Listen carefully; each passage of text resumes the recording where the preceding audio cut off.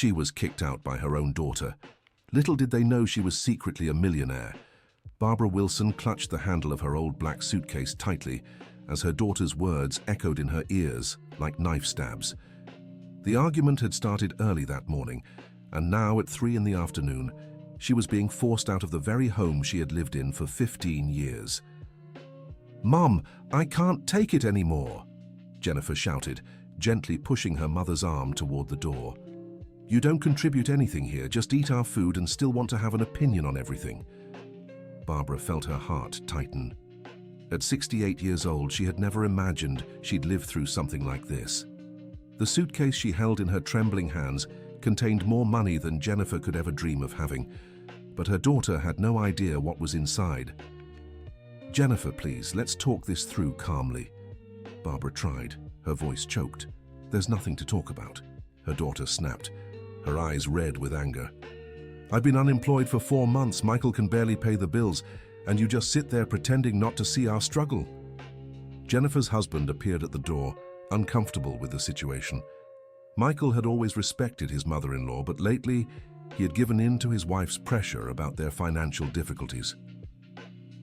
"Mrs. Wilson, you know this isn't personal," he said, avoiding eye contact with the woman who had always treated him like a son.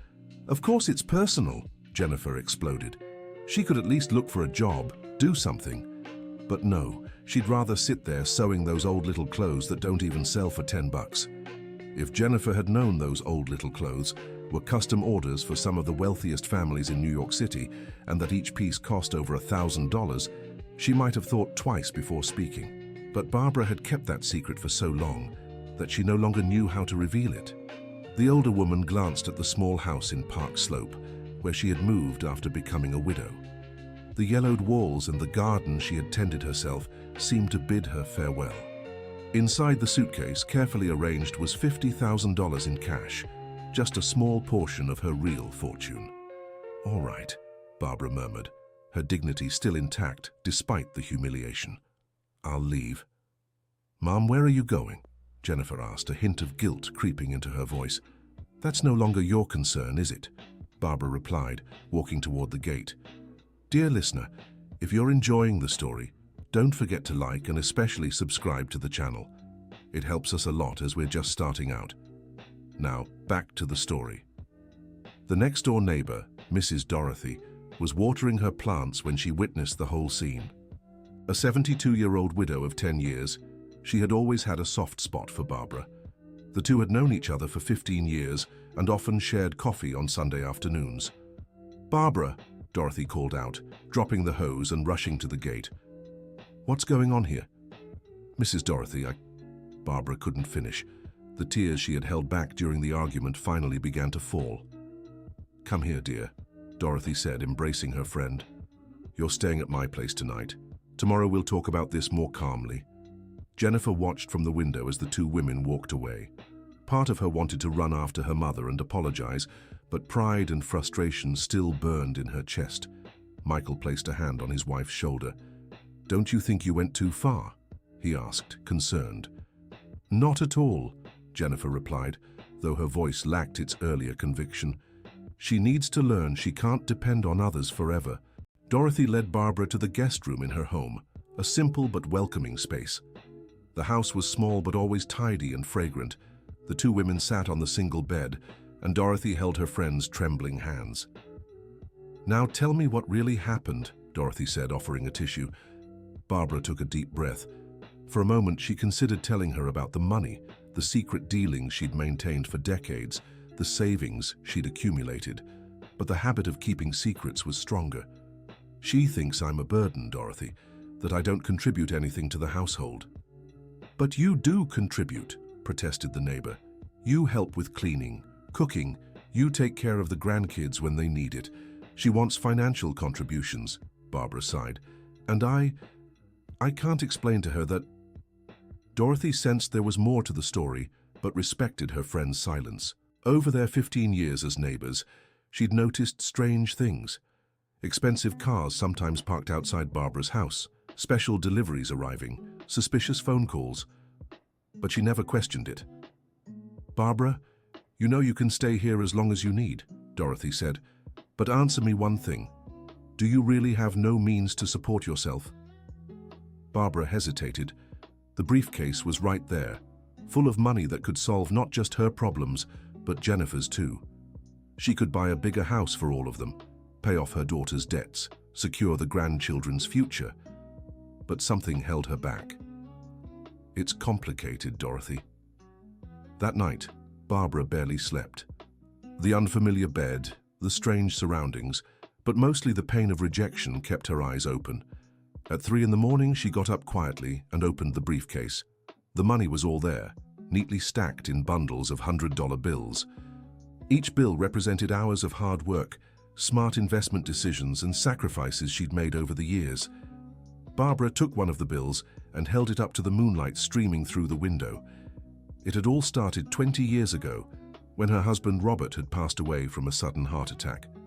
He'd left a small savings account and some industrial sewing equipment stored in the backyard shed. Barbara, who had always been just a homemaker, found herself alone with a newly married 25-year-old daughter. In the first months of widowhood, she'd considered selling everything and moving in with Jennifer. But something inside told her to try. Robert had always said she had skilled hands and a talent for sewing. Why not turn that into income? Her first client had appeared by chance. It was Elizabeth, the wife of a textile businessman who'd seen some embroidery Barbara had done on her grandchildren's clothes. The request was simple, altering an old party dress that no longer fit. "My, what perfect work!" Elizabeth had exclaimed when she saw the result. "Do you have a phone? I'll recommend you to my friends." And so it all began. First came alterations, then custom-made clothes. Soon Barbara had a steady clientele of high-society women from New York City who paid well for quality work. But there was one detail few knew. Elizabeth had given her priceless advice in those early months. "Barbara, you need to be smart with this money," the woman had said one afternoon over coffee after a fitting. "I have a cousin who works in investments. How about talking to him?" Elizabeth's cousin was William Parker, an experienced broker who worked with high-net-worth clients. At first, he'd hesitated to take Barbara on. After all, a seamstress didn't seem like his typical investor profile. But Elizabeth insisted. "William, Barbara is different. She has a head for business. Trust me." And Elizabeth had been right. Barbara not only learned about investments, but also revealed a natural instinct for the market. In just a few years, she had diversified into stocks, real estate funds, and even some small properties. The most impressive thing was her discipline. While living simply, spending only what was necessary, she reinvested most of her profits. To her neighbors, and even to Jennifer, she maintained the appearance of a widow who lived modestly from her sewing. But why hide? The answer lay in a conversation she had overheard by chance 5 years earlier. Jennifer was on the phone with a friend, talking about her mother. "Can you imagine if she had money?" Jennifer laughed. "She'd get all high and mighty thinking she could control my life. Thank goodness she only has those little sewing jobs." Those words had cut Barbara deeply. She realized her daughter loved her precisely because she believed she was vulnerable and dependent. What would happen if she discovered the truth?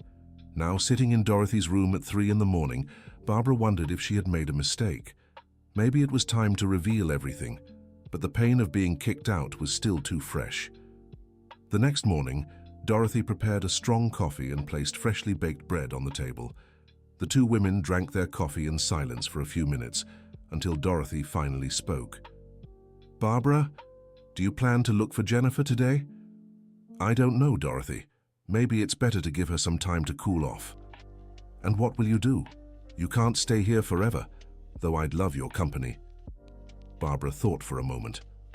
There was a decision she had been considering for months, but had never had the courage to make. Maybe now was the time. "Dorothy, can you do me a favor? Can you take me downtown today?" "Of course, dear. But why?" "I have something important to take care of." A few hours later, the two women were in the elevator of an office building near Union Square. Dorothy didn't understand why Barbara wanted to go to a lawyer's office, but decided not to question it. Mr. Richard Thompson was a man in his 50s, with graying hair and glasses. He had worked with Barbara on some real estate transactions over the past 10 years. When he saw her enter the office accompanied by a friend, he smiled warmly. Mrs. Wilson, how good to see you. How can I help you today? Mr. Richard, I'd like to make some changes to my will. Dorothy nearly choked on her coffee. A will? What will? Barbara had never mentioned having a will. Of course, Mrs. Wilson. What kind of changes? I want to remove my daughter Jennifer from the inheritance and leave everything to social projects. The silence in the office was deafening. Mr. Richard took off his glasses and cleaned them slowly, a habit he had when processing important information. Mrs. Wilson, this is a very serious decision. Are you sure? Remember, we're talking about a considerable estate. Mr. Richard, how much is my estate worth now? Well, with recent acquisitions and property appreciation, we're looking at approximately $2.8 million. Dorothy dropped her coffee cup on the floor. The sound of shattering porcelain echoed through the office like thunder. She stared at Barbara as if seeing a ghost. 2.8 million, she stammered. Barbara sighed deeply. The secret she had kept for so many years had been revealed to her friend in the most abrupt way possible. Dorothy, I can't explain. Barbara Wilson, her neighbor exclaimed, regaining her composure. You're a millionaire and never told me. Mr. Richard, sensing the awkwardness of the situation, discreetly left the room to fetch cleaning supplies, giving the two women a moment of privacy. Dorothy, please sit here, asked Barbara, pointing to the chair beside her. I know this is hard to understand, but I had my reasons for not telling you. Reasons? Barbara, you're filthy rich and let your daughter kick you out of the house thinking you were some poor thing. That's exactly why I couldn't tell you. The explanation came slowly, interrupted by sighs and a few tears. Barbara spoke about her fear of being loved only for her money, about the conversation she had overheard from Jennifer, about her insecurity of not knowing whether people liked her or her fortune. Dorothy, you've treated me well for 15 years, thinking I was just a simple seamstress. What if I had told you I was rich? Would you still have been my friend the same way? Dorothy thought for a moment. It was a difficult and honest question. Barbara, I don't know. Maybe I would have been intimidated at first, but our friendship is stronger than that. And about Jennifer, don't you think she deserves to know the truth? Deserves? She kicked me out of the house, Dorothy, treated me like I was dead weight. Because she doesn't know, Dorothy argued. Barbara, your daughter is desperate. Michael lost half his salary last year. She's been unemployed for months. They're afraid of losing their home. Barbara felt a tightness in her chest. She knew about Jennifer's struggles, but she had been so hurt by how she was treated that she couldn't think clearly. Mr. Richard Thompson returned with an employee who cleaned up the broken porcelain and served fresh coffee. The lawyer sat behind his desk and waited for the two women to compose themselves. Mrs. Wilson, about the will, do you really want to proceed with the changes? Barbara looked at Dorothy, who shook her head. Doctor, can I think about it a little longer? Of course, Mrs. Wilson, and let me suggest something. How about talking to your daughter before making a final decision? Dear listener, if you're enjoying the story, don't forget to like and especially subscribe to the channel. It helps us a lot as we're just starting out. Now, continuing. Meanwhile, in Park Slope, Jennifer had been feeling sick ever since she kicked her mother out. Michael had left for work, but before going, he made his thoughts on the situation clear. Jennifer, you messed up big time. Michael, you don't understand. I can't live like this anymore, worrying about money every single day. And you think kicking your mother out will solve our financial problems? Jennifer didn't answer because she had no answer. The truth was, her frustration with her own life had spilled over onto her mother. Unemployed for 4 months, she felt useless, a burden on her husband, who was working double shifts to keep the household afloat. As a child, Jennifer remembered her mother as a strong, determined woman. After her father left, Barbara had become more reserved but always loving. Why had she become so harsh with her own mother? The phone rang, interrupting her thoughts. Hello? Jennifer? It's Dorothy, your neighbor. Hi, Mrs. Dorothy. How's my mother? She's physically fine, but very shaken, Jennifer. You two need to talk. I know, Mrs. Dorothy. I went too far yesterday. Jennifer, can I ask you something? When was the last time you really talked to your mother? Not about problems, not about money. A real conversation about her life, about how she feels. The question caught Jennifer off guard. She tried to remember but couldn't recall a deep conversation with her mother in years. Their interactions had been limited to household matters, taking care of the grandkids, complaints about money. "I don't remember, Mrs. Dorothy." "Well, you should. Your mother is a very special person, Jennifer, and you're missing the chance to really know her." After hanging up the phone, Jennifer sat deep in thought.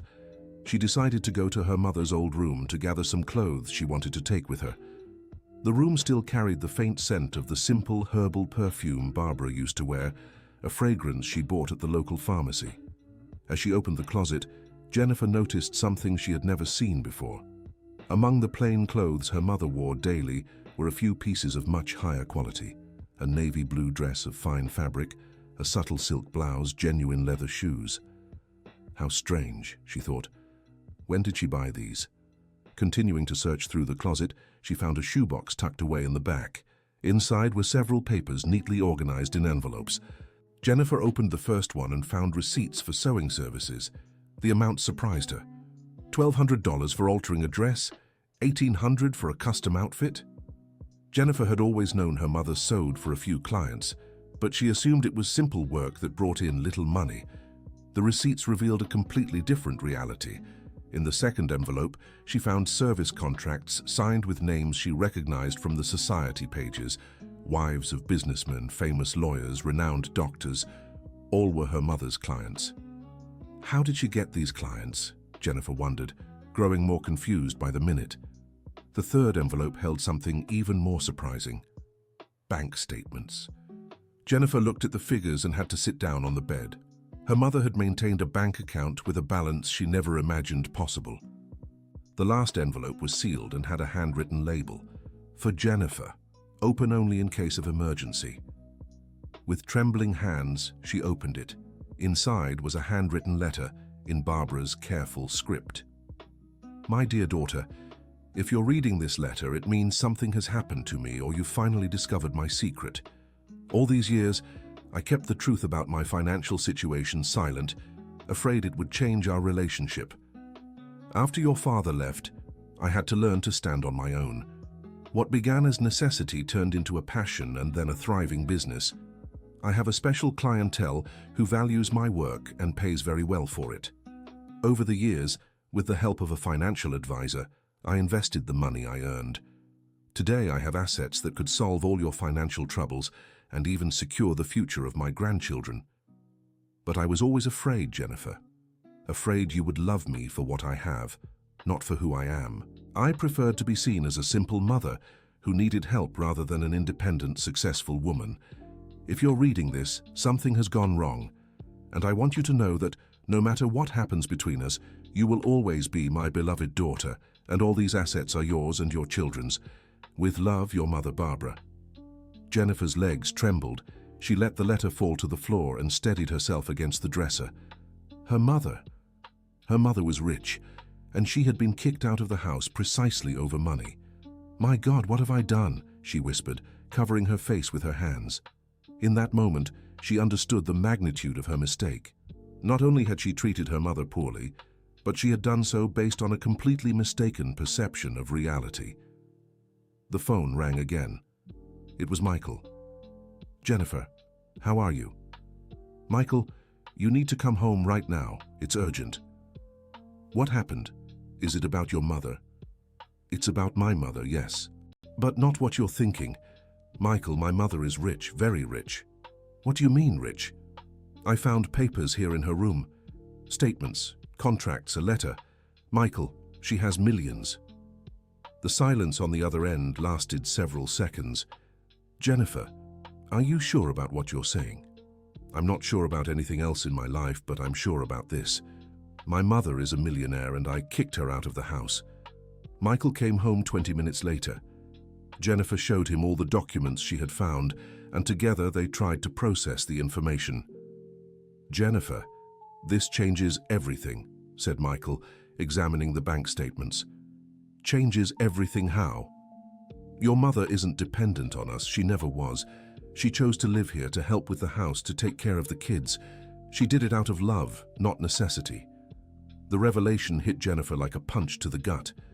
Every time she had complained about her mother's presence, every passive-aggressive remark about her not contributing financially, every argument about money, Barbara had listened to it all in silence, knowing she could solve all the family's problems with a snap of her fingers. "Michael, why didn't she tell me? Didn't you read the letter? She was afraid you'd only love her for her money." "But that's ridiculous. I love my mother." "Do you?" asked Michael with a serious look. "Jennifer, these past few months you've treated your mother like she was a burden. You complained she didn't contribute, that she ate too much food, that she gave too much unsolicited advice." Jennifer couldn't argue because Michael was right. She had treated her mother like an unwanted obligation, not a beloved person. "What do I do now, Michael?" "You go after her and apologize, and hope she forgives you." Just then, the phone rang. It was Dorothy. "Jennifer, your mother wants to talk to you. Where are you?" "Downtown, at a law office." Jennifer felt her blood run cold. "A law office? For what?" "You'd better come here, Jennifer. 425 Broadway, 15th floor, suite 1502. Dorothy, please tell me what's going on. Your mother was planning to change her will to cut you out of the inheritance." The call dropped and Jennifer stared at the phone as if it might explode.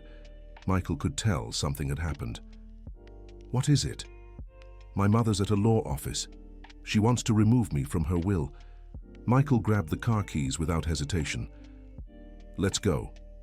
Now." The traffic in downtown New York City was heavy that Thursday afternoon. Jennifer stared out the car window, anxious as Michael drove as fast as the traffic allowed. She held her mother's letter in her hands, rereading parts under her breath. "Afraid you'd love me for what I have, not who I am," Jennifer murmured. "How did I let things get this bad?" "Jennifer, stop blaming yourself right now. Focus on how you're going to talk to her." "What am I supposed to say?" "Hi, Mom, sorry for kicking you out. I didn't know you were rich." You tell her the truth, that you were wrong, that you let frustration take over, and that you want another chance. When they arrived at the building on Broadway, Jennifer was shaking. In the elevator, Michael held her hand. "Take it easy. Your mother loves you. That hasn't changed." Suite 1502 had a discreet plaque. "Mr. Richard Thompson, Legal Counsel and Consulting." Jennifer took a deep breath before knocking. "Come in," said a man's voice. Inside, Barbara was seated in an armchair beside Dorothy. When she saw her daughter enter, her face hardened slightly, but she didn't look away. "Good afternoon," said Mr. Richard, standing. "You must be Jennifer and Michael. Please, have a seat." Jennifer sat in the chair across from her mother, unable to find the words. Michael stayed by her side, offering silent support. "Mom," she finally managed to say, "I need to apologize." "Apologize for what, Jennifer? For kicking me out or for finding out I have money?" The question was direct and painful. Jennifer felt her eyes well up. "For both. But mostly for treating you so badly all this time." "So you found the papers in my room?" "I did, and I read your letter." Barbara looked at Mr. Richard Thompson, who discreetly signaled that she should talk to her daughter before making any decisions about the will. "Jennifer, why do you think I hid all this from you?" Because you were afraid I only loved you for the money." "And do you think that fear was unjustified?" The question hung in the air for a few seconds. Jennifer reflected on the past few months, on how she had treated her mother, on the constant complaints about money. "I don't know, Mom. Maybe it wasn't unjustified. I was so focused on our financial problems that I ended up being unfair to you. Jennifer, do you know how long I've listened to you complain that I don't contribute financially to the household?" "Mom, 2 years, Jennifer. 2 years hearing that I'm a burden, that I only spend and don't produce anything. Do you know how much that hurts a mother?" Dorothy and Michael watched the conversation in silence, sensing it was a crucial moment for mother and daughter. "I didn't know you were struggling," Barbara continued. "You never told me. I just kept hearing the indirect complaints, the arguments you had about money." "But Mom, why didn't you offer help if you knew we were in trouble?" "Because I wanted you to ask me," Barbara burst out, her emotions finally overflowing. "I wanted you to come to me as your mother, not as a last resort. I wanted you to trust me." The silence that followed was heavy with emotion. Jennifer finally understood the depth of the pain she had caused her mother. "Mum, I'm so sorry. I truly am. Jennifer, I spent 20 years of my life building a legacy thinking of you, of Michael, of my grandchildren, and when you needed me most, I couldn't help because you treated me like I was a nuisance." Michael decided to step in. "Mrs. Wilson, it's not just Jennifer's fault. I failed too. I should have noticed how we were treating you and should have stepped in." "Michael, you've always been respectful to me," Barbara said, looking at her son-in-law fondly. "But you let Jennifer's frustration influence you." Mr. Richard Thompson, sensing the conversation was moving toward possible reconciliation, decided to intervene. "Mrs. Wilson, would you reconsider your decision about the will?" Barbara looked at her daughter, who still had tears in her eyes. "Jennifer, if I keep you in the inheritance, how do I know you won't just come to me for the money from now on?" The question was fair and difficult. Jennifer thought carefully before answering. "You can't know, Mom, but I can promise you one thing. From now on, I'll make an effort to know you as a person, not just as my mother. I want to learn about your business, your dreams, your life before I was born. And what about living in my house?" "Mom, your house has always been your house. If you want to come back, you'll be more than welcome.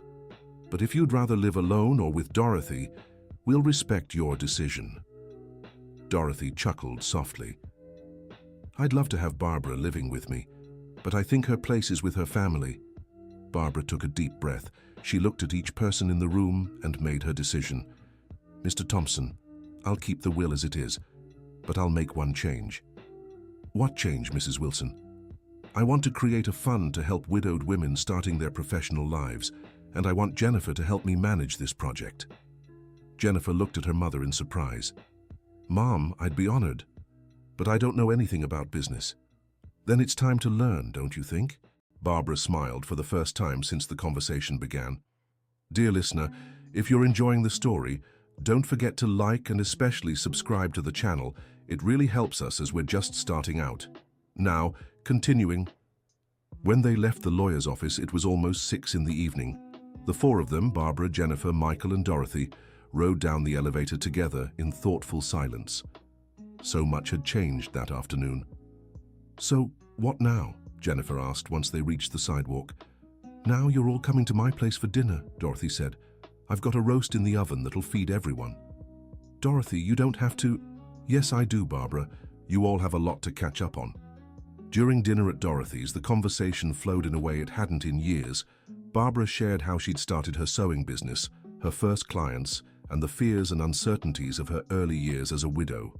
"Jennifer, when your father passed, I didn't even know how I'd pay the rent the next month," Barbara admitted. "His pension was small, and I'd never worked outside the home." "Mum, why didn't you ever tell me this?" "Because you'd just gotten married, starting your own life. I didn't want you worrying about me." Michael, who had always liked his mother-in-law, was fascinated to learn about Barbara's entrepreneurial side. "Mrs. Wilson, how did you get your first clients?" "It was kind of by chance, Michael. I was at a doctor's appointment and a woman in the waiting room complimented an embroidery I'd done on Jennifer's blouse when she was little. She asked me to make something similar for her. And then it grew from there. Slowly, very slowly. The first few years I earned very little, but I learned that if you do quality work, people recommend you." Jennifer realized she knew almost nothing about her mother's professional life. All these years, she'd only seen the surface. "Mom, how many clients do you have now?" "About 15 regulars, women who order clothes consistently, and several others who come by occasionally." "And you work alone?" "I do. I have a workshop set up in my garage. Remember how I always kept that space closed off?" Jennifer did. Barbara had always said the garage was full of old things and asked no one to go in there. "Can I see the workshop?" Barbara hesitated for a moment. "Yes, you can. Tomorrow, if you'd like." Dorothy, who had been listening to the whole conversation, decided to ask the question on her mind. "Barbara, why were you carrying all that money in the briefcase?" "Oh, that. I was going to deposit it at the bank today." On the 15th of every month, I deposit what I earned the month before. $50,000 a month? Jennifer asked, impressed. Sometimes more, sometimes less. It depends on the orders. Michael did the math in his head and was stunned by his mother-in-law's income. She earned more than he and Jennifer combined. Mrs. Wilson, what about investments? How did you learn about those? Mrs. Elizabeth, one of my longtime clients, introduced me to a broker. At first I was terrified, but he was very patient with me. Barbara told them about William Parker and how he'd taught her the basics of investing. Because she was disciplined and cautious, she rarely lost money, and over the years, she'd built a solid portfolio. The secret is not to be greedy, Barbara explained. I'd rather have small, steady gains than risk everything on one move. By the time they finished dinner, it was past 9. Dorothy insisted Barbara spend another night at her place, giving her time to process everything that had happened. Mom, are you sure you don't want to come home tonight? Jennifer asked. I'm sure. I need a little more time. But tomorrow, we'll talk more. Jennifer and Michael returned home with their minds buzzing with thoughts. In the car, they barely spoke, each processing the day's revelations. Michael, I feel like the worst daughter in the world, said Jennifer when they got home. Jennifer, stop that. You made a mistake, but everyone makes mistakes. What matters is that you two worked things out. But Michael, imagine what she must have gone through all these years, listening to my complaints, being treated like a burden. Jennifer, what's done is done. Now you have the chance to build a new relationship. That night, Jennifer barely slept. She kept thinking about all the conversations she'd had with her mother over the years, trying to recall signs she might have missed. The mysterious outings, the phone calls Barbara answered in a hushed voice, the high-quality clothes she sometimes wore. The next morning, Jennifer woke up to a message from Dorothy on her phone. Your mother wants to talk to you. Can you come over? Jennifer took a quick shower and went to her neighbor's house. She found Barbara having coffee in the kitchen, calmer than the day before. Good morning, Mom. Good morning, sweetheart. Sit down. I want to talk to you. Dorothy discreetly left the kitchen, giving mother and daughter privacy. Jennifer, I thought a lot last night, Barbara began, and I realized I'm also to blame for what happened. Mom, no. Let me speak. I should have been more open with you. I should have told you about my business, about my financial situation. I kept too many secrets. But Mom, you were afraid. I was afraid, yes. But fear kept me from having a real relationship with my own daughter. And that was my mistake. Jennifer felt her eyes well up again. Mom, what if we started over? Like we're just getting to know each other now. Barbara smiled for the first time since their argument. I'd love that, sweetheart. Then tell me about your atelier. I want to really know your work. An hour later, the two women were in the garage of the house in Park Slope. Jennifer was stunned when she saw the space. What she'd always thought was a storage room for old things was actually a fully equipped professional atelier. There were 3 industrial sewing machines, an overlock machine, a professional steam iron, several racks with clothes in various stages of completion, and a fitting area with mirrors and good lighting. Mom, this is amazing, Jennifer exclaimed. It's my little haven, Barbara said, pride in her voice. This is where I spend most of my days. Jennifer examined the clothes on the racks. They were sophisticated pieces, impeccably finished, made from high-quality fabrics. Nothing like the simple little clothes she'd always imagined her mother made. How much does one of these cost? It depends on the complexity. A simple dress, around $800. A more elaborate set can go up to $2,000.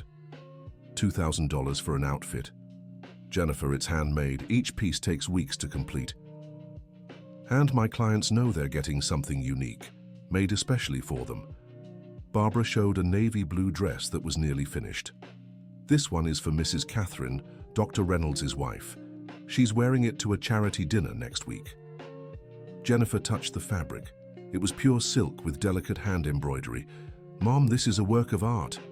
Thank you, sweetheart. You know I always wanted you to take an interest in my work, but you never seemed to care. It wasn't that I didn't care, Mom. I just didn't know it was like this. I thought you just did simple alterations. I do alterations too, but most of my work is haute couture. Jennifer spent the entire morning in the atelier. watching her mother work. Barbara's movements were precise. She knew every detail of her craft and spoke about fabrics and patterns with an expertise that was impressive. "Mom, have you ever thought about expanding the business?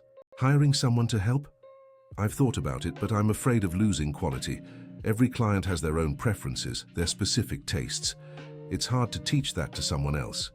"But you could create a course, teach other women." Barbara stopped sewing and looked at her daughter. "You know, Jennifer, that's an interesting idea. Remember yesterday when I mentioned setting up a fund to help widowed women?" "I remember." "What if we started a sewing training program? We'd teach a skill to women who need income." Jennifer lit up at the idea. "Mom, that would be amazing. You have the knowledge, and I can help with the administrative side. And Michael could help with the legal part, right?" "Absolutely. He loves this kind of social project." Barbara went back to sewing, but now with a smile on her face. For the first time in years, she felt like she had a true partner in her daughter. "Jennifer, there's one more thing I want to show you." Barbara opened a cabinet at the back of the atelier and pulled out a folder of documents. "These are my properties." Jennifer opened the folder and found deeds for 3 small apartments on the east side of New York City and 2 commercial spaces in the central area. "Mom, you own all this?" "I do.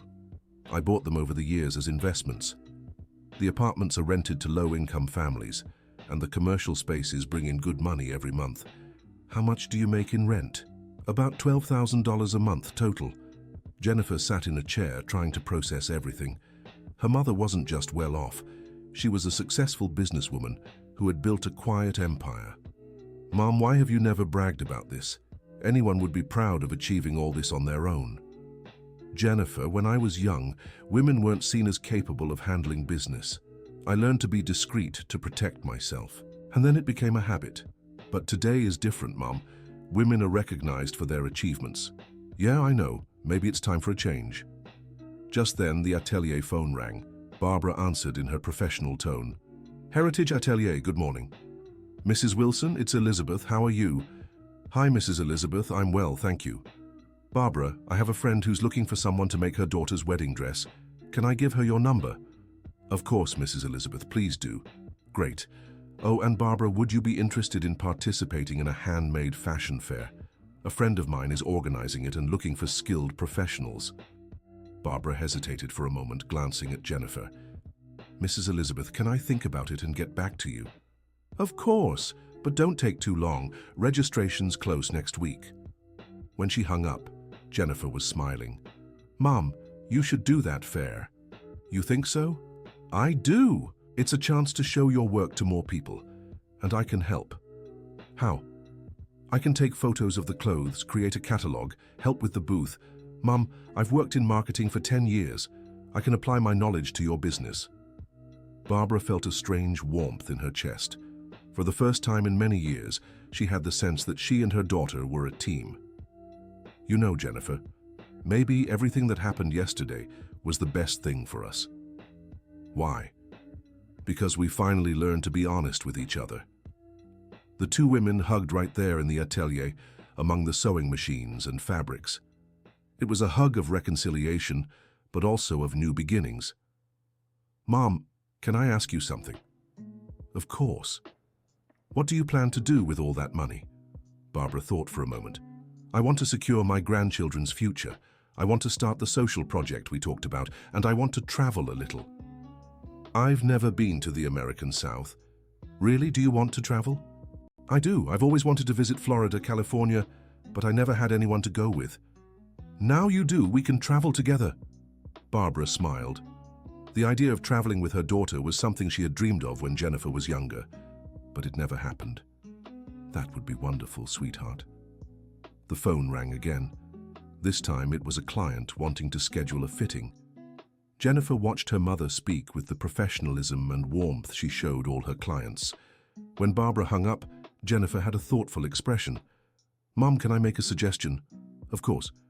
"What if we created a website for your atelier with photos of your work, information about you, contact details? Do you know how to do that?" "Yes, I do." "And if you have a website, you could expand your clientele to other areas." Barbara was excited by the idea. Jennifer, do you really want to help me with the business? I really do, Mom. In fact, I'd like to propose a partnership. A partnership?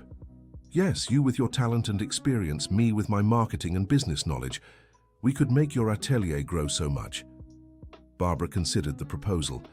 It was an opportunity not just to reconcile with her daughter, but to have a business partner. How would this partnership work? We could talk to Mr. Richard Thompson to formalize everything. You'd still be the designer and artisan, and I'd handle the commercial and administrative side. What about the social project? We'd do it alongside the business. In fact, it could even be an extension of it. We'd offer basic sewing classes for women in need, and the best students could work with us. Barbara was impressed by her daughter's business vision. Jennifer, did you just think of all this now? Mum, I've worked in corporate strategy for years. I just never had the chance to apply it to my own business. And you'd really leave your job to work with me? Mum, I've been unemployed for 4 months, remember? This would be an amazing opportunity to start something with you. Just then, Michael arrived to pick up Jennifer. He found the 2 women in the atelier, surrounded by papers and enthusiastically planning. It's so good to see you, Michael, Barbara said. Come see the plans Jennifer's making for the atelier. Michael was impressed by his wife's organizational skills and strategic vision. Jennifer, these ideas are great. Michael, what if I told you we could formalize a company? Could you handle the contracts for us? Of course, I'd be happy to help. Barbara watched her daughter and son-in-law's enthusiasm with a satisfaction she hadn't felt in a long time. Finally, she'd found people who valued her work and wanted to help her grow. Michael, there's one more thing, Barbara said. Jennifer suggested we create a social project alongside the business, sewing classes for women in need. Mrs. Wilson, that's fantastic. I can help with all the legal and administrative aspects of the social project too. And how much would you charge for your services? Michael laughed. Mrs. Wilson, you're my mother-in-law. I won't charge anything. It'll be my contribution to the family project. The 3 of them looked at each other and felt something special was beginning. It wasn't just a family reconciliation. It was the birth of an endeavor that could change many lives. You know what I think, Jennifer said. I think we should celebrate. Celebrate what? Barbara asked. Our fresh start, our new partnership, our family back together. Barbara smiled and hugged her daughter and son-in-law. Then let's celebrate. But first, I want you to meet someone very important. Who? William Parker, my financial advisor. If we're going to be partners, he needs to explain my investment side to you. Right now? Why not? He has an office nearby, and I'm sure he'd love to meet you both. An hour later, the 3 of them were in the office of financial advisor William Parker in the Upper West Side. William was a man in his 60s with graying hair, prescription glasses, and a warm smile. Mrs. Wilson, what a pleasure to see you here, said William, greeting his client. And these must be your daughter and son-in-law. That's right, William, Jennifer and Michael. They're going to become my partners in a new venture. William invited everyone to sit and offered coffee. Mrs. Wilson told me a bit about your situation. It's wonderful to hear you've worked things out. It was complicated, Jennifer admitted, but we're very happy we moved past it. William, I'd like you to explain to them how my investment portfolio works, Barbara requested. Of course, Mrs. Wilson is one of my most disciplined clients. In 20 years of working together, she's never made an impulsive investment and has always followed my conservative guidance. William opened a folder with the latest reports. Mrs. Wilson's assets are distributed as follows: 40% in fixed income funds, 30% in stable company stocks, 20% in real estate funds, and 10% in emergency reserves. Michael, who understood a bit about investments, was impressed by the portfolio's diversification. William, what's been the average return in recent years? Approximately 12% annually, above inflation. That's excellent for a conservative profile. Jennifer did the math in her head and was stunned by the figures. And how would it work if we wanted to invest in the new business? We could allocate a portion of the funds for the business investment. Ideally, no more than 15% of the total assets should go into the new venture. How much would 15% be? Barbara asked. About $400,000. That's an excellent amount to start a solid business. Jennifer nearly choked on her coffee. $400,000 was more money than she'd ever seen in her life. Mum, that's a lot of money just to start an atelier. Jennifer, we're not just starting an atelier, we're starting a full fashion company, including the social project. William explained how they could withdraw the funds for investment without hurting the portfolio's overall returns. He also suggested the new company have its own investment account to grow the money while it wasn't being used. Have you thought of a name for the company yet? William asked. Barbara, Jennifer, and Michael exchanged glances. They hadn't considered it. How about Barbara and Jennifer Atelier? Michael suggested. Too obvious, Jennifer said. It needs to be more elegant. Threads of family, Barbara tried. No, it should represent quality and tradition, Jennifer reflected. William watched the debate with a smile. It was clear the three of them were excited about the project. May I make a suggestion? William asked. Of course. How about Heritage Atelier? Heritage means legacy, tradition passed down through generations. Barbara loved it immediately. Heritage Atelier. That's exactly what we're doing, passing knowledge from mother to daughter. And it sounds sophisticated, Jennifer added. It fits the clientele you serve. Then it's settled, Michael said. Heritage Atelier will be our company's name. When they left William's office, it was already late afternoon. The three of them were thrilled by the plans and possibilities ahead. What now? Jennifer asked. Now we go home for dinner, Barbara said, and we'll tell Dorothy everything. She deserves to know how her intervention yesterday changed our lives. Mum, can I ask you a personal question? Of course. Are you happy? Barbara stopped walking and looked at her daughter. Jennifer, I haven't felt this happy and hopeful in years, not just because of the money or the business, but because I finally feel like I have a real family. We feel the same way, Mom. I feel like I've discovered who you really are. And I feel like I've gained a partner and a friend on top of having my daughter back. Michael watched the two women with satisfaction. He had always liked his mother-in-law, but over the past few months, he'd grown distant because of the tension with Jennifer. Now he saw the chance to have a much closer, collaborative relationship with her. Mrs. Wilson, can I confess something? Go ahead, Michael. I always knew you were special. I just didn't realize how much. Why? The way you've always treated everyone with kindness, how you were always willing to help, how you raised Jennifer to be a good person. That doesn't happen without real character. Barbara was moved by her son-in-law's words. Thank you, Michael, that means a lot to me. When they got home, they found Dorothy watering the plants in the garden. The neighbor beamed when she saw the three of them together and smiling. Looks like things worked out, Dorothy exclaimed. Worked out and then some, said Jennifer. Mrs. Dorothy, you wouldn't believe the plans we made today. Tell me everything, I want to hear every detail. Sitting in Dorothy's garden, drinking lemonade, the three of them shared about the partnership, the Heritage Atelier, the social project, and the investments. Dorothy listened with shining eyes. What a beautiful story, she sighed when they finished. Barbara, you deserve all this happiness. Dorothy, I'd like to invite you to something.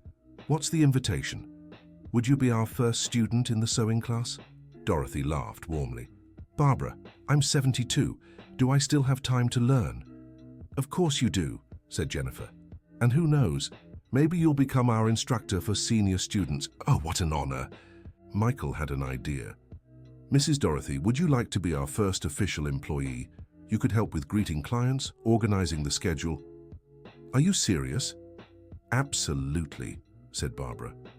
You're great with people, you're organized, and I trust you completely. Dorothy was touched. A widow for 10 years, she lived only on her pension and had always missed having a purpose. I'd love to. When do we start? On Monday, we'll meet with Mr. Richard Thompson to register the business, said Michael. We could be up and running in 2 weeks. Wow, I can't believe how much our lives have changed in just 2 days, Jennifer exclaimed. Sometimes that's how it goes, Barbara said thoughtfully. Sometimes we need to go through a crisis to discover important things about ourselves and the people we love. Dorothy poured more lemonade and watched as the three of them excitedly made plans. It was clear something very special had come from that family crisis. "Barbara, can I say something?" "Of course, Dorothy. Yesterday, when I saw you leaving with that suitcase, I thought I was witnessing the end of a 15-year friendship. Today, I realize I was actually seeing the beginning of something much bigger." "That's true," Barbara agreed. "Sometimes what seems like an ending is really a new beginning." "And you know what's the most beautiful part of all this?" Jennifer added. "What?" "That you built all this on your own, Mum. This whole legacy, this business, this independence. You're an inspiration to any woman." Barbara was moved by her daughter's words. "Jennifer, I only managed to do all this because your father taught me to be brave. He always used to say, 'Barbara, you're stronger than you think.' And he was right," said Michael. "You're living proof that with determination and hard work, anyone can change their life. And now we're going to help other women discover that too," added Jennifer. Dorothy stood up and hugged Barbara. "My dear friend, I'm so proud of you and so happy to be part of this story. Dorothy, none of this would have happened without you. You were the one who took me in yesterday. You insisted I talk to Jennifer." "Oh, nonsense. You two would have figured it out anyway. I just sped things up." As night fell, the four of them were still talking and making plans. They had decided Barbara would return home the next morning, but now in a completely different role. No longer the dependent mother living with her daughter, but the senior partner in a promising business. "Mom, tomorrow I want you to teach me the basics of sewing," said Jennifer. "Really?" "Really. If I'm going to work in fashion, I need to understand at least the basics of production. It'll be my pleasure to teach you, sweetheart." Michael was jotting down notes in a planner. "I'll make a list of the legal steps we need to take. Business registration, partnership agreements, trademark filing." "Michael, how long will all that take?" asked Barbara. "If everything goes smoothly, we could be officially up and running in 3 weeks. What about the social project?" "The social project can start even before the business is ready. It's simpler to organize." Dorothy had a dreamy look on her face. "Just imagine, a year from now, how many women could be earning a living through sewing because of your project?" "That's right," Jennifer said excitedly. "Mom, what's your maximum production capacity at the atelier?" "Alone, I can make about 15 pieces a month. With help, I could triple that." "What if we set up a bigger atelier?" "Then there's no limit. We could hire as many seamstresses as we can train." Michael did some quick math. "If we can train 20 skilled seamstresses and each produces 10 pieces a month, 200 pieces a month," Jennifer finished. "That's a small industry." Barbara was amazed by the vision her daughter and son-in-law had. "Do you really think we can grow that much?" "Mom, you have talent, experience, an established clientele, and now capital to invest. All the ingredients are there." "And there's one thing you haven't considered," Dorothy added. "What?" "Your story. The seamstress who secretly built an empire, the daughter who discovered it and became a partner. That's pure marketing gold. People will love it." Jennifer clapped her hands. "Dorothy's right. We can use our own story as a marketing strategy. It's authentic, moving, inspiring." "As long as we don't turn our lives into a commercial," Barbara cautioned. "Of course not, Mom. But our story could inspire other families going through similar struggles." Michael checked his watch and realized it was past 10. "Everyone, we should get some rest. Tomorrow's a big day." "That's true," Barbara agreed. "But first I want to say something." They all fell silent, waiting. "I want to thank you. Yesterday I felt like the most rejected person in the world. Today I feel like the luckiest." "Mom, let me finish," Jennifer. "It's not just about the money. It's about discovering that my daughter truly loves me, that my son-in-law respects me, that my neighbor is a real friend." Dorothy's eyes were glistening. "Barbara, today was special for me too. I found out my friend is a successful businesswoman, and I even got a job out of it." Everyone laughed and hugged. "See you tomorrow then," Barbara said. "Tomorrow, we start our new lives." The next morning, Barbara woke up early at Dorothy's house. Through the window, she could see her own home just across the fence. In less than 48 hours, her feelings about that house had completely changed. It was no longer a place where she felt like an unwanted burden. It was her home, one she had helped maintain, where she had lovingly cared for her grandchildren, where she had built real relationships with her family. Dorothy was already in the kitchen making coffee when Barbara came downstairs. "Good morning, businesswoman," Dorothy teased. "Good morning, future employee," Barbara replied with a smile. "Nervous about going back home?" "A little, but it's a good kind of nervousness, the kind full of hope." "Jennifer must be excited too." "I hope so.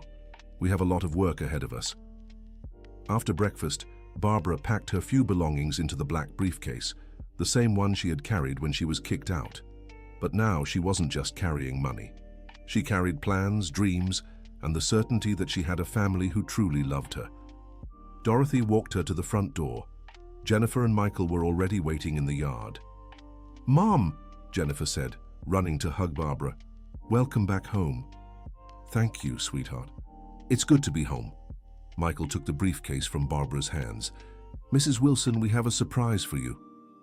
"What surprise?" They led her to her room. Jennifer had placed fresh flowers on the nightstand, changed the bed sheets, and left a card on the pillow. Barbara picked it up and read aloud, "Dear Mom and partner, welcome to our new journey together. With love and admiration, Jennifer and Michael." Barbara felt her eyes fill with tears, but they were tears of happiness. "Thank you, my dears. You have no idea how much this means to me." "Mom, now come see what we did in the atelier," Jennifer said, taking her mother's hand. In the garage, Jennifer had set up a workspace with a large desk, computer, and printer. She had also hung a whiteboard on the wall. "This will be our planning and management space," Jennifer explained. "Here we'll design collections, organize orders, handle finances." Barbara was impressed by the setup. "Jennifer, did you do all this last night?" "I did. I was too excited to sleep. I kept planning how to arrange our workspace." Michael showed her a folder he had prepared. "Mrs. Wilson, here are all the forms we need to fill out to register the business. If you want, we can do it today." "Michael, you work fast. When it's for family, I don't hold back." Dorothy, who had followed the group, watched everything with admiration. "You all are an example of how to solve family problems. In 2 days, you turned a crisis into an opportunity." "That's true," Barbara agreed. "And you know what I learned from all this?" "What?" they all asked. "That hiding who we are from the people we love is the worst prison we can create for ourselves." Jennifer hugged her mother. "And I learned that judging people without really knowing them is a way to waste precious relationships." "And I learned," Michael said, "that family is so much more than living under the same roof. It's about supporting each other's dreams." Dorothy wiped a tear from her face. "And I learned that at 72 I can still start a new career." Everyone laughed and hugged again. "Well," Barbara said, "let's stop philosophizing and get to work. We have a business to start." The rest of the day was a productive whirlwind. They filled out forms, chose the type of business structure, defined each partner's shares, and planned the layout of the new atelier. Jennifer turned out to know much more about business management than Barbara had ever imagined. Michael proved to be a competent and detail-oriented lawyer, and Dorothy surprised everyone with her practical and organizational ideas. By late afternoon, when everything was ready to be filed, Barbara made a proposal. "How about we go out for dinner tonight, to officially celebrate the birth of Heritage Atelier?" "Great idea," said Jennifer. "Where should we go?" "There's a restaurant in the neighborhood I've always wanted to try, but I never went because I thought it was too expensive," Barbara confessed. "Then today's the day," said Michael. "Let's celebrate in style." At the restaurant, while waiting for their order, Jennifer asked a question that had been on the tip of her tongue. "Mom, can I ask you something that's always puzzled me?" "Of course. How did you manage to be so disciplined with money all these years? Didn't you ever want to spend on unnecessary things?" Barbara thought about her answer. "Jennifer, when your father left, I was terrified. Afraid I wouldn't be able to support myself, afraid of depending on others, afraid of being a burden to you.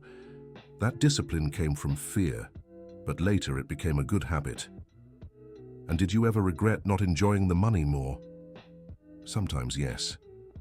Especially when you were struggling, and I couldn't help without revealing my secret," Michael chimed in. "Mrs. Wilson, now you can enjoy yourself more. You have enough to live well and still do good for others." That's true, Dorothy agreed. Barbara, you've already secured the future. Now you can enjoy the present a little. You're right. And do you know the first thing I want to do? What? They all asked.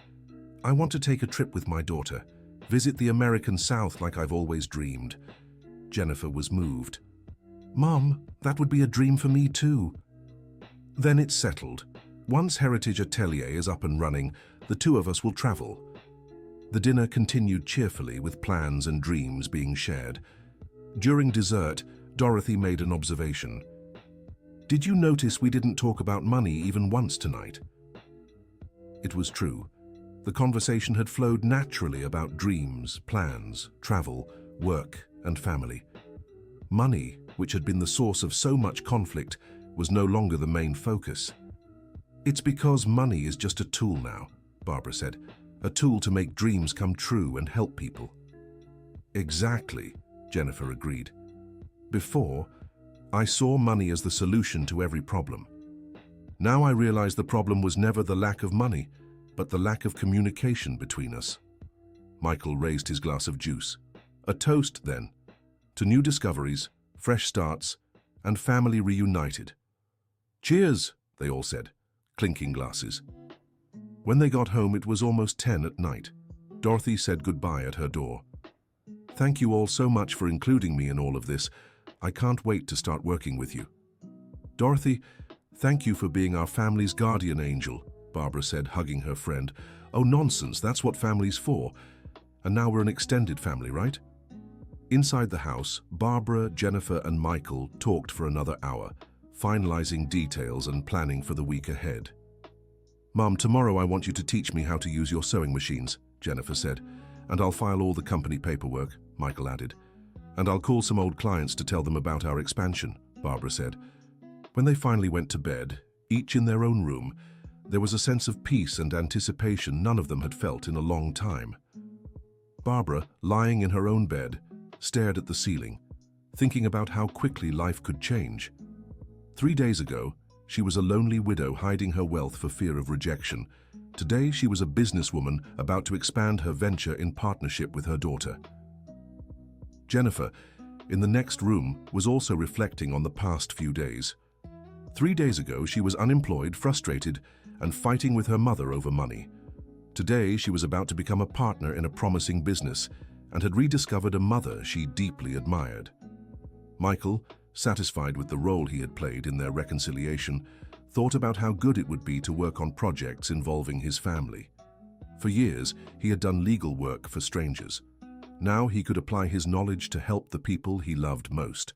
The next morning, the household routine had completely changed.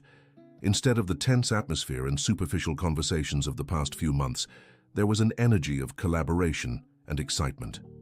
Barbara woke up early and went straight to the atelier. She found Jennifer already there, trying to figure out how the sewing machines worked. Good morning, partner, Barbara said, smiling. Good morning, Mom.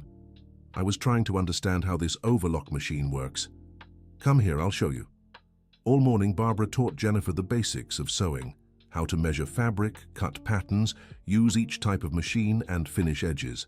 Jennifer proved to be a dedicated student, asking smart questions and trying to understand not just the how, but also the why of each process. Mom, this is so much more complex than I imagined, Jennifer said, after sewing her first straight seam. That's why I can charge the prices I do. It's not just sewing. It's high-quality craftsmanship. Now I understand why your clients pay so well. Michael arrived late in the morning with good news. Everyone, I managed to speed up the business registration. We should have the tax ID in about a week. Really? Barbara asked. Really? I met with the accountant handling the paperwork and explained our situation. He was excited about the social project and will prioritize our case. That's wonderful, Jennifer exclaimed. What about the trademarks? Did you register the name? I've already started the process. Heritage Atelier isn't in the trademark registry yet, so it shouldn't be a problem. Dorothy appeared at the atelier door with a tray of coffee and cookies. Everyone, I brought a snack for the workers. Dorothy, you didn't have to. Oh, but I did. I'm already getting into the spirit of being a dedicated employee. As they drank coffee, Barbara mentioned she had called 3 long-time clients that morning. So, what did they think about the expansion? Jennifer asked. They were thrilled. Mrs. Catherine even asked if we'd take orders for her daughter's trousseau. She's getting married next year. A full trousseau? How much would something like that cost? At least $15,000. Jennifer nearly choked on her coffee. $15,000 for a trousseau? Jennifer, a high-quality trousseau includes party dresses, fine lingerie, casual wear, honeymoon outfits. It's a lot of pieces, all custom-made. And you could actually do it? Michael asked. Alone, it would take almost a year. But with the team we're putting together, we could finish in 3 months. Dorothy had an idea. Barbara, what if we organized an event to introduce Heritage Atelier to your clientele? What kind of event? A small fashion show right here in the atelier. We'd display some finished pieces, introduce Jennifer as your partner, talk about the social project. Dorothy, that's a brilliant idea, Jennifer said. We could invite current clients and some influential people from the neighborhood. And the local press, Michael added. Your story is perfect for an inspiring feature. Barbara hesitated. Do you really think people will care about our story? Mom, your story is amazing. A widow who built an empire in secret, a daughter who discovered it and became a partner. It's a story of resilience, family unity, female entrepreneurship. Not to mention the social impact you'll make with the education project, Dorothy added. Barbara was convinced. Then let's organize this event. When? How about in a month? Jennifer suggested. Enough time to plan everything and have the company officially running by then. Perfect, Michael agreed. I can handle all the legal aspects of the event. And I can take care of the organization and decorations, Dorothy offered. I'll handle marketing and promotion, Jennifer said. And me, well, I'll handle the clothes. Barbara laughed. That afternoon, the 4 of them worked together, planning every detail of the launch event. They finalized the guest list, the layout of the space, the menu, and the presentation order. How many people do you think we can invite? Dorothy asked. The atelier can comfortably fit about 50 people, Barbara estimated. Then let's make a list of 50 special guests, Jennifer said. Clients, neighbors, suppliers, press. Michael was jotting everything down. I'll need to get special event insurance and check if we need any permits from the city. Michael, you think of everything, Dorothy praised. It's my job to handle the legal details so you can focus on the creative side. By the end of the afternoon, when everything was planned, Barbara made a suggestion. How about having dinner here tonight? I'd love to cook for you all. Yay! It's been ages since I've had your cooking, Mom, Jennifer said. And I love Barbara's food, Dorothy added. Then it's settled. I'll make my famous chicken and okra. While Barbara cooked, Jennifer helped in the kitchen, and they took the chance to talk about things they hadn't discussed in years. Mom, can I ask you something about Dad? Of course, sweetheart. Do you miss him? Barbara stopped stirring the chicken and grew thoughtful. I do, Jennifer. I really do. But I've learned that missing someone shouldn't stop us from living. Do you think he'd be proud of what you've accomplished? I think so. Your father always believed in me more than I believed in myself. And about you never remarrying? Do you ever regret it? Barbara smiled. Jennifer, I've had a few chances over the years, but I always wondered, would this person love me if they knew I was wealthy? And since I couldn't answer that, I ended up pulling away. I see. Money became a barrier to relationships. Exactly. And now I realize maybe I missed opportunities because of that fear. Mom, you're still a beautiful and interesting woman. If someone special comes along, who knows, right? Now that I don't have any secrets, maybe it'll be easier to connect with people. Dinner was delightful. Michael complimented Barbara's cooking multiple times. Dorothy shared funny stories about the neighborhood, and Jennifer showed more interest in her mother's life than she had in years. Mom, can you teach me your recipes? Jennifer asked. Of course, how about we start with dessert? You've always loved my condensed milk pudding. I remember. You used to make it for my birthdays when I was little, and I can keep making it if you'd like. After dinner, when Dorothy had gone home and Michael was in the bedroom, Barbara and Jennifer stayed in the living room talking. Jennifer, can I ask you something personal? Of course, Mom. Are you happy in your marriage? The question caught Jennifer off guard. Why do you ask? Because I've noticed these past few months you've been so tense, irritable, and sometimes that's tied to relationship troubles. Jennifer thought for a moment. Mom, I think I was unhappy with myself, not with Michael. Being unemployed made me frustrated, and I ended up taking it out on everyone. And now I'm excited. I have a project ahead of me, a partnership with you, a purpose. That's wonderful, sweetheart. Because Michael is a very good man. You made a good choice. Thank you, Mom. And you? Don't you feel lonely? Sometimes, yes. But these past 2 days, I felt more connected to people than I have in years. Then let's keep it that way. I want you to always feel like part of the family, not a guest in your own home. Thank you, Jennifer. That means a lot to me. End of story. So, what did you think of this story of new beginnings and reconciliation? Share your thoughts in the comments about Jennifer's attitude and whether you believe Barbara made the right decisions. We'd love to hear your opinion. Don't forget to like and subscribe to the channel so you don't miss other heartwarming stories like this one.